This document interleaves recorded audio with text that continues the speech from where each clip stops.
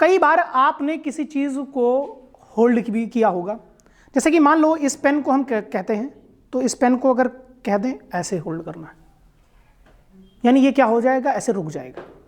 अगर कोई भी चीज़ ऐसी होती है जिस स्थान पर वो स्टेबल रहती है, स्थिर रहती है, उसको क्या, यानी बैलेंस्ड रहती है, उसको मास, सेंटर ऑफ द मास कहते हैं, सेंटर ऑफ द मास। इस मास का वो क्या है, सेंटर है, इस पूरे मास का क्या है वो सेंटर। अब आप ध्यान दीजिए, इस सेंटर में आप जब इसको देखेंगे ना ऐसे करके, तो आप देख रहे होंगे कि इधर का थोड़ा सा हल्का क्या है, उठा हुआ है। अगर थोड़ा और आगे इसको शिफ्ट करेंगे, हल्का सा ऐसे करके पुश करेंगे, ऐसे करके, अब देखिए किधर का पार्ट आपको ज्यादा लग रहा है, इस साइड का या इस साइड का?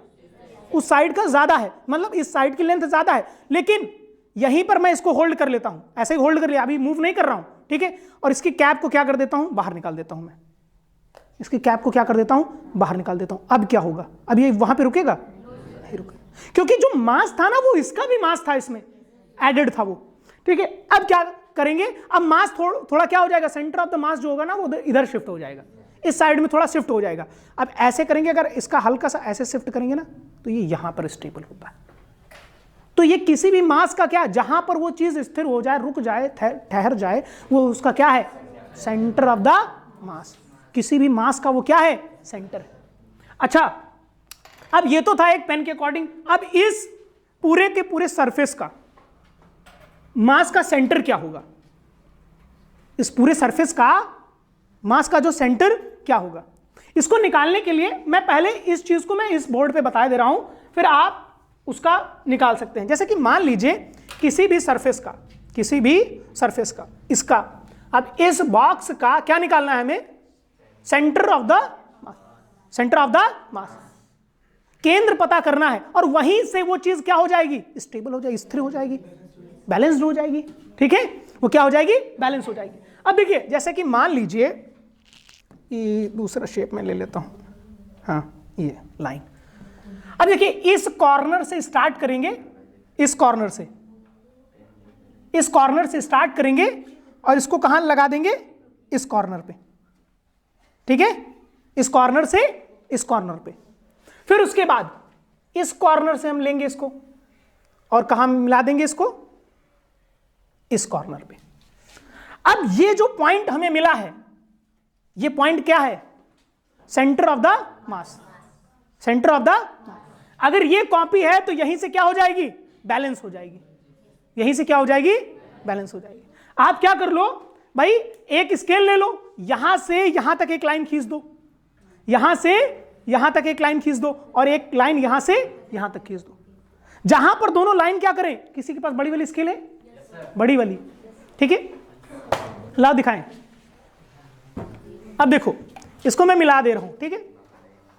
अब इसको ऐसे करके, ठीक है, ये लाइन खींच दिया मैंने,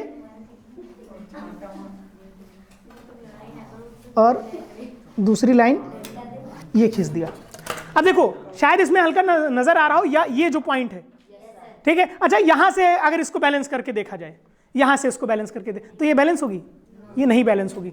लेकिन जब इसको यहीं से बैलेंस करके देखा जाएगा, यहां से, ठीक है, कि यहां से ये क्या हो जाए, बैलेंस हो जाए, तो ये क्या हो जाएगी, अगर मूव ना करे तो ये क्या हो जाएगी, वहीं से बैलेंस हो जाएगी। अब देखो यहां से मैं उंगली अभी मूव नहीं कर रहा हूं, यहां से अब ये क्या है, कट हुआ नजर आ रहा है,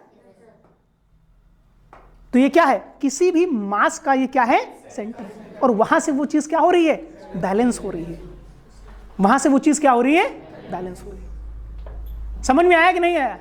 ये पढ़ते हो आप, ये आप क्या करते हो, इसको रीड भी करते हो आप अपने सिलेबस में, ठीक है। चाहे इस फोन का भी निकाल सकते हैं आप, अब फोन गिर भी सकता है, फोन क्या हो सकता है, गिर भी सकता है ना। तो अगर इसका देखा जाए तो इस हिसाब से लगभग ये पॉइंट रहेगा, ठीक है। तो स्टेबल होने का कि यहां पर वो क्या हो सकता है, स्थिर हो सकता है, यहां पर क्या हो सकता है, वो स्टेबल हो सकता है, बैलेंस हो सकता है। गिरेगा क्या है, नहीं गिरेगा, परेशान मत हो, ठीक है। हाँ, क्योंकि कहने, हाँ इतनी जल्दी थोड़े ना गिरने देंगे, और क्या ऐसे ही गिरने देंगे क्या, आपकी साइंस के चक्कर में नुकसान हो जाएगा। है ना। लेकिन चलिए कोई बात नहीं, फिर भी आपने इस चीज को समझा कि किसी भी मास का सेंटर हम कैसे निकाल सकते हैं, किसी भी मास का हम सेंटर कैसे निकाल सकते हैं।